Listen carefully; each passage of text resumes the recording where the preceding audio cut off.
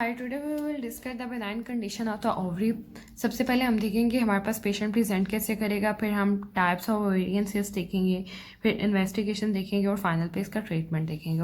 हमारे पास benign condition of ovaries में जो इसके क्लिनिकल फीचर्स हैं ना, इसमें पेशेंट हमारे पास एक्यूट एब्डोमिनल पेन के साथ प्रेजेंट कर सकता है।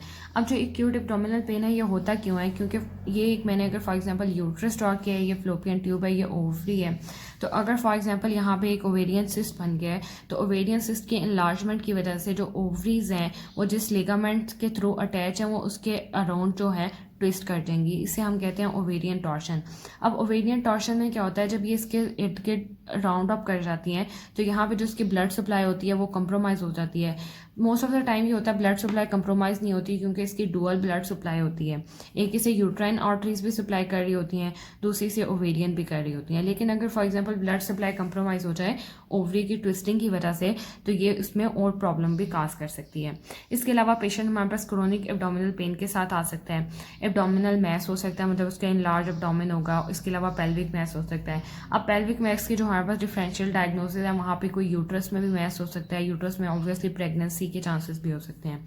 इसके अलावा ब्लैडर का कोई मैस हो सकता है या बॉल कोई प्रॉब्लम हो सकता है। और ये जो मोस्टली प्रॉब्लम होते हैं ये हमारे पास क्या करते हैं कि पेल्विक प्रेशर इंक्रीज कर देते हैं और इसके अलावा पेल्विक डिस्कम्फर्ट काज कर देते हैं। अब हम नेक्स्ट में हम देखते हैं हमारे पास है कि types of the ovarian cyst. अब जब हम types of the ovarian cyst की बात करते हैं तो इसमें हमारे पास इसमें फंक्शनल टाइप के होते हैं, इन्फ्लेमेटरी होते हैं, जर्म सेल होते हैं, एपिथेलियल होते हैं और सेक्स कार्सिनोमल होते हैं।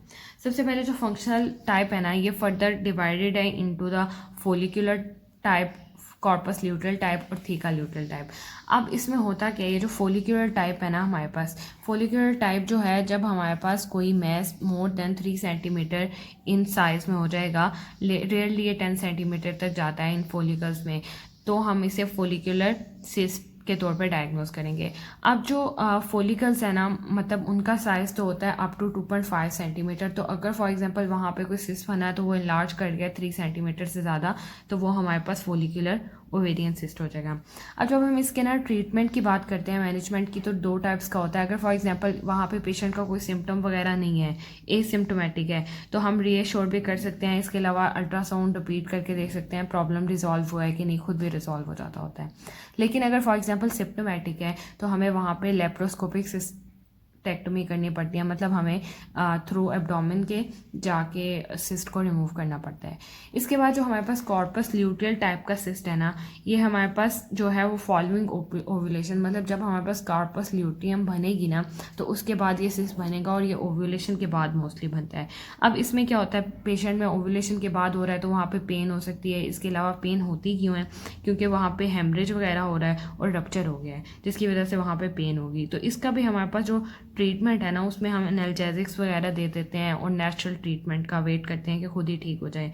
लेकिन अगर फॉर एग्जांपल खुद ठीक नहीं होता तो हमें ओवेरियन सिस्टेक्टमी करनी पड़ती है यहाँ पे।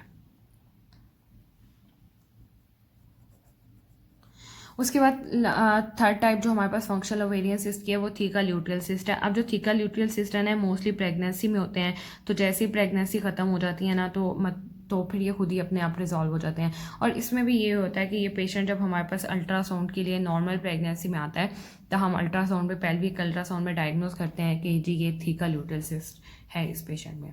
उसके बाद जब हम inflammatory type of ovarian cyst में आते हैं तो ये मोस्टली पेल्विक इन्फ्लेमेटरी डिजीज से एसोसिएटेड है।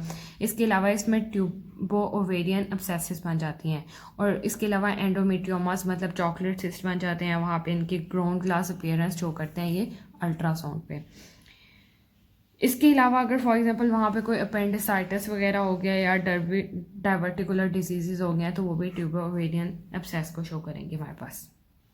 फिर जो हमारे पास जर्म सेल ट्यूमर होते हैं ना, अब इसमें मोस्ट कॉमन टाइप ऑफ जो ओवेरियन सिस्ट है वो हमारे पास कौन सी है, जर्म सेल ट्यूमर है। आगे most common in germ cell में जो होते हैं ना वो mature type of dermoid cyst होते हैं, मतलब mature type of dermoid cyst होते हैं। अब इसमें भी हमारे पास क्या होता है कि ये पेशेंट में हमें तब डायग्नोज होते हैं जब हम कोई अल्ट्रासाउंड एग्जामिनेशन वगैरह करते हैं। इसके अलावा ये सिस्टेमिक सिम्टोमेटिक हो सकते हैं और मोर देन 5 सेंटीमीटर जब होते हैं तब ये डायग्नोज होते हैं। इसमें भी हमें पेशेंट की ट्रीटमेंट में ओवेरियन सिस्टेक्टमी करनी पड़ती है। इसके अलावा जो ये जर्म सेल ट्यूमर होते हैं ना, ये मोस्टली 20 to 40 ईयर्स में मोस्टली होते हैं। इसके अलावा ये यंगर एज ग्रुप्स में होते हैं और मोस्ट कॉमन होते हैं। फिर है हमारे पास एपिथेलियल ट्यूमर्स। एपिथेलियल जो होते हैं ना ट्यूमर्स, वो हमारे पास इंक्रीजिंग एज के साथ साथ इंक्रीज होते रहते हैं।